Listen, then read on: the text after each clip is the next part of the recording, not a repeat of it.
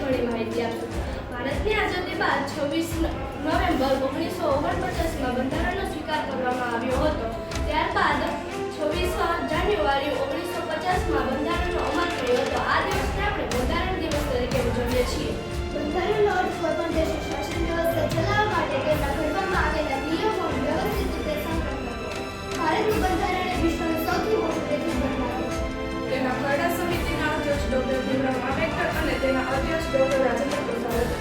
ભારતીય બંધારણને બનતા 2 વર્ષ 11 મહિના અને 18 દિવસનો સમય લાગ્યો હતો. આપણા જીવનમાં બંધારણનું ખૂબ મહત્વ છે. બંધારણમાં 11 ફરજો આવેલી હોય છે. બંધારણમાં સમાનતા, સ્વતંત્રતા અને ન્યાય મળે છે. બંધારણ સભાની પ્રથમ બેઠક 9 ડિસેમ્બર 1946ના રોજ થઈ હતી અને તેમાં 166 લોકો હતા. ભારતીય બંધારણમાં 6 થી 14 વર્ષના બાળકોને ફરજિયાત શિક્ષણ આપવાનો હક સોંપાયો છે. આ દિવસને મહત્વ યોગદાન આપનાર ડોક્ટર ભીમરાવ આંબેડકરને આપણે યાદ કરીએ છીએ. બંધારણને આજે 46 વર્ષ પૂરા થયા. આ છે મારું બંધારણ.